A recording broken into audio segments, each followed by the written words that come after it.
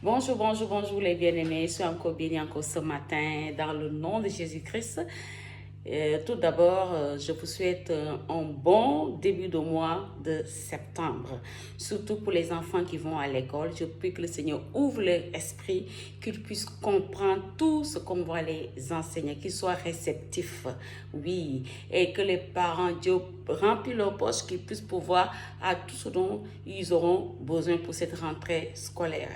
Soyez bénis encore dans le nom puissant de notre Seigneur Jésus-Christ.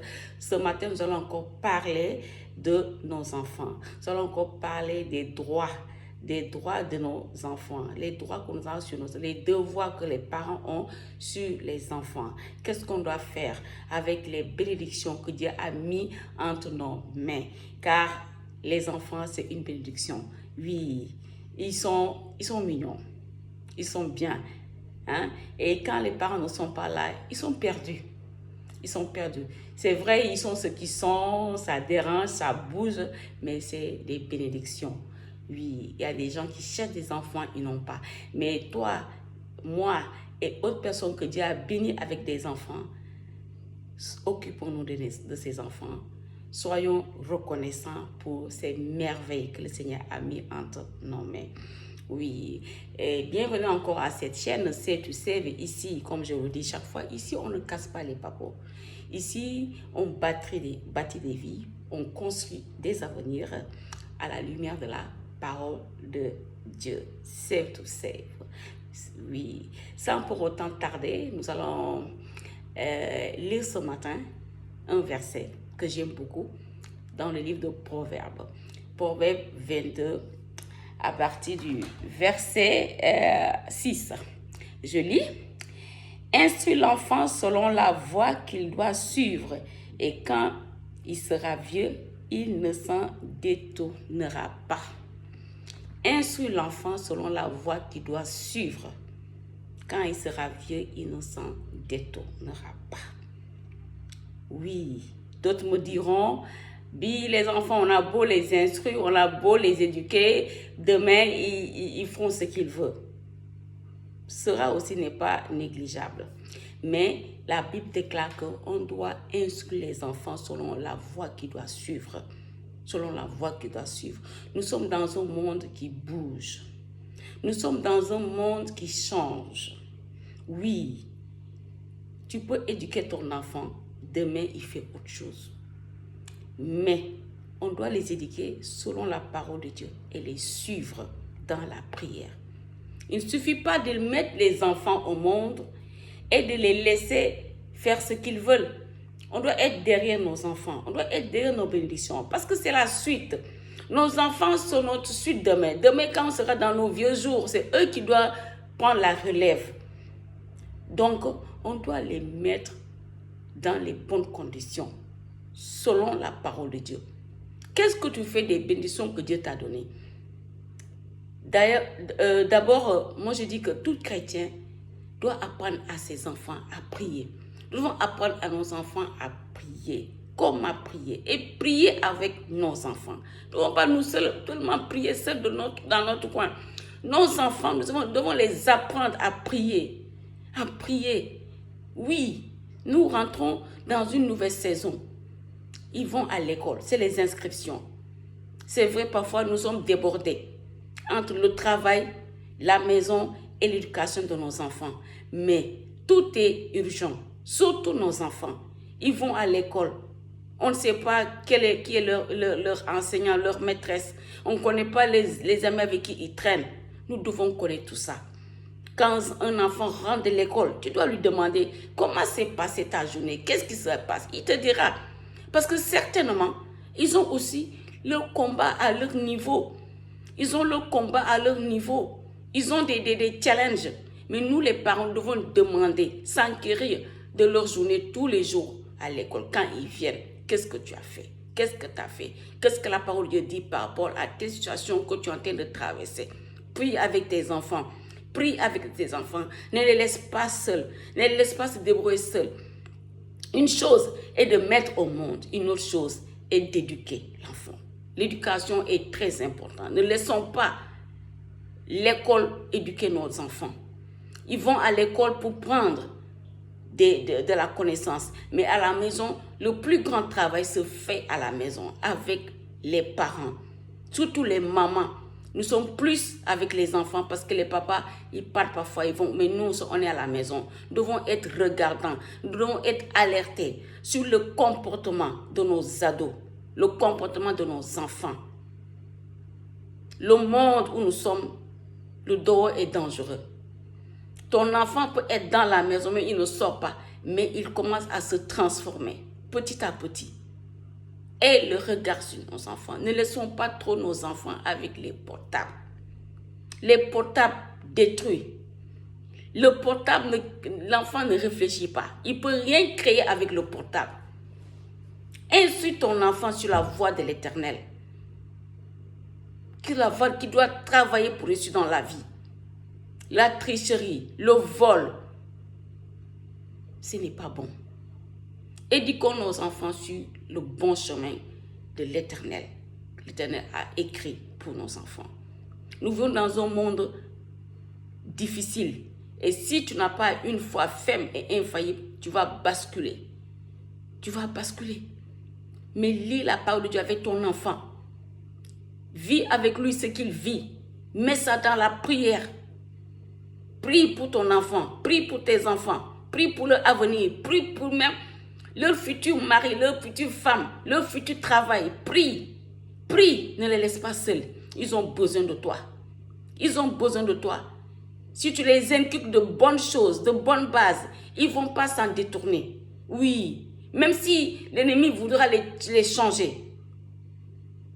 Tu auras sur quoi se tenir. La parole de Dieu. Il n'y a que la parole de Dieu qui pourra la délivrer de tout ce qui se passe autour de lui. Donc, chers parents, ne laissons pas nos enfants livrés à eux-mêmes. Même pendant l'année scolaire. D'autres même ont des soucis scolaires. Mais cherche pour eux un aide scolaire qui va les aider dans leurs études. Ne les laisse pas seuls se débrouiller. Parce que je dis, moi je ne comprends pas, débrouille-toi. Non. Cherche-lui quelqu'un qui va l'aider. Il va percer. Parce que les enfants, c'est notre suite de demain. C'est notre suite. À quoi bon de financer des choses qui ne vont rien donner? Mais finance pour tes enfants.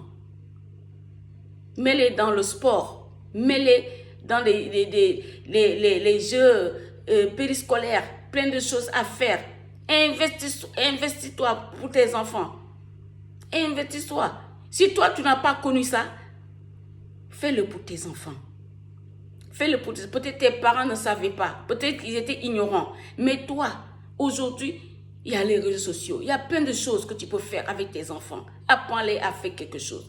Ne reste pas dans ton coin. Ne reste pas eux seuls. Aujourd'hui, on a vu des enfants qui changent d'orientation sexuelle à 14 ans. Oui, à 14 ans. J'ai vu un enfant qui a changé d'orientation sexuelle à 14 ans. Des transgenres par-ci, par-là. On peut tout éviter. Quand tu vois le comportement de ton enfant en train de changer de comportement, lève-toi. Lève-toi. Le dos est dangereux. Il faut que tu chasses tes enfants avec qui ils marchent, où ils vont. Même les jeux vidéo que les enfants font maintenant, ayons un œil sur ce qu'ils font. Ayons un œil sur ce qu'ils font. Le dehors est dangereux. Tu peux avoir ton enfant avec toi à la main, il est calme. Tu dis, il n'y a pas de problème. Or, il est loin, il est quelque part. Soyons prudents, parents, avec nos enfants. Soyons prudents. Soyons prudents. Ne les laissons pas seuls dans le coin. D'autres, ils s'en débarrassent, on les laisse la télé. Et puis toi, tu es ailleurs. Il peut faire 4 heures de temps, 5 heures de temps sur la télé. Évitons. Si l'enfant peut faire 1 heure de temps sur la télé, c'est bon. Le reste, il s'occupe, il fait des activités. Occupe-le. Occupe-le. Pour que tu ne puisses pas regretter demain ce qui se passe. La parole de Dieu le déclare. Insulte ton enfant. Insulte ton enfant. Insulte ton enfant. Ce n'est pas tout ce qu'ils apprennent à l'école qui va les servir. Aie l'œil sur ce que tes enfants apprennent à l'école. Aie l'œil sur ce qu'ils lisent. Aie l'œil. Sois regardant. Ne baisse pas les bras. Ne dis pas, je suis dépassé, ils sont nombreux. Non. C'est des bénédictions que Dieu t'a données. Dieu te demandera demain. Dieu te demandera demain. Qu'est-ce que tu as fait de toutes ces bénédictions qu'il t'a données? Qu'est-ce que tu vas dire? Hein? Donc, ma sœur, ne baisse pas les bras. Ne baisse pas les bras. Si tu as raté pour les autres, ceux qui sont, il n'est jamais trop tard. Tu peux te rattraper encore avec les enfants. Donne-les une bonne éducation chrétienne. Oui, une éducation chrétienne qui va les aider le restant de leur vie sur la terre. Tu ne vas pas le regretter. Les enfants, c'est notre suite, c'est notre continuité.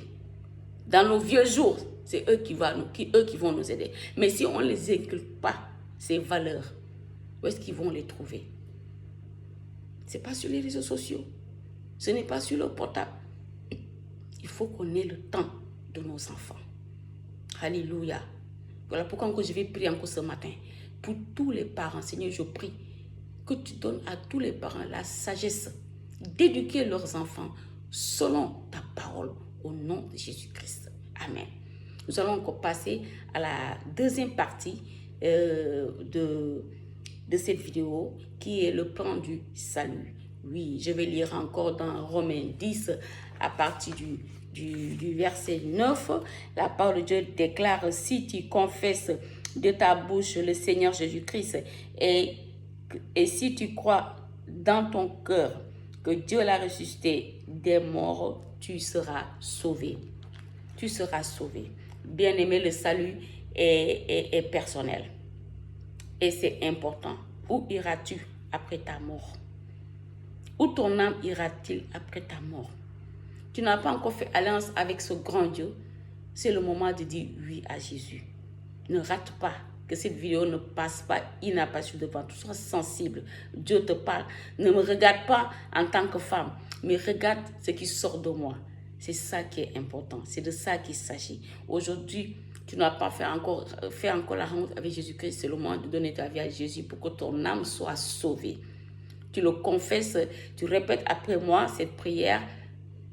Seigneur Jésus, je t'accepte aujourd'hui comme Seigneur et Sauveur. Tu es tout pour moi. Je me repens de mes péchés. Merci Seigneur pour l'œuvre accomplie à la croix. Merci pour ton sang qui m'a lavé, qui m'a purifié. Aujourd'hui, je suis né de nouveau et je t'appartiens. Amen. Tu dis cette parole, tu confesses Jésus-Christ comme Seigneur et Sauveur. Tu crois dans ton cœur que Dieu l'a ressuscité des morts et tu es sauvé. Maintenant, le salut, c'en est une. La conversion aussi, c'est une autre. C'est une autre chose. Il faut qu'on te suive dans ta nouvelle marche avec le Seigneur. Voilà pourquoi j'ai dit que nous sommes, que Save to Save est joignable au 06 99 24 85 24. Je répète encore que Save to Save, on est joignable au 06 99 24 85 24.